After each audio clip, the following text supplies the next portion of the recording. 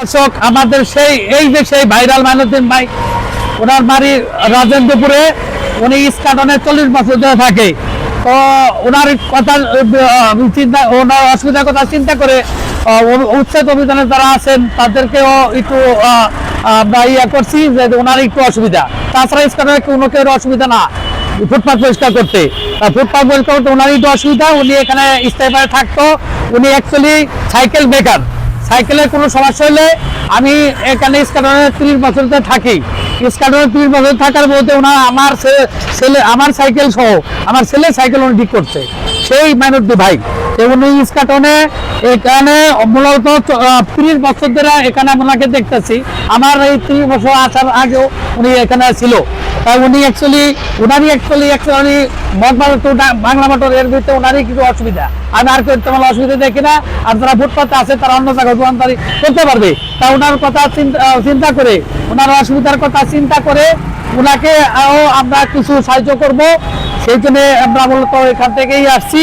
উনি সুন্দর থাকুক, ওনার খোঁজ খবর তারেক জিয়া মতো নিয়েছে, প্রশাসন নিয়েছে, তারেক জিয়ার সাথে উনি কথাও নাকি কথা বলছেন।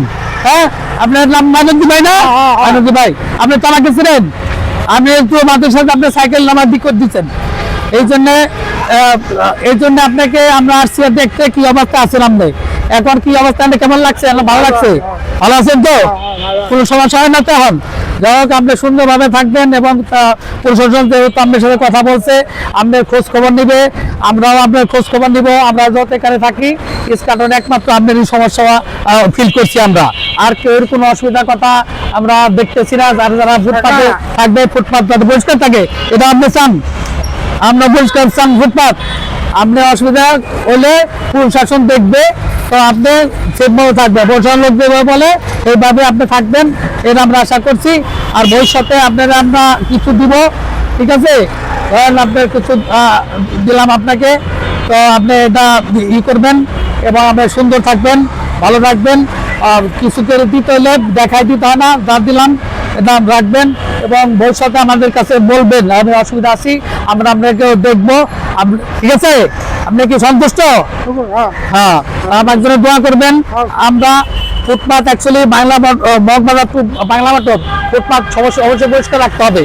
এটা মানেন তো আপনি? এরা মানেন ফুটপাথ পরিষ্কার রাখা উচিত? মানেন তো? এটা ফুটপাথ পরিষ্কার রাখা উচিত, হাঁটা উচিত। হ্যাঁ কম ফুটপাথটা পরিষ্কার রাখা উচিত না?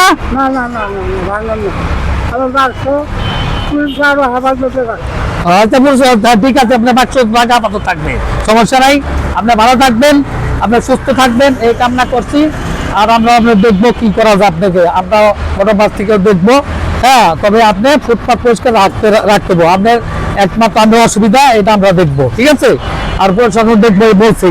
তো ঠিক আছে, আপনি ভালো থাকবেন, আপনার প্রতি আমাদের প্রতি সম্মান রাখবেন, আপনার প্রতি আমরা সম্মান রাখি। ধন্যবাদ। ওকে, ভালো থাকবেন।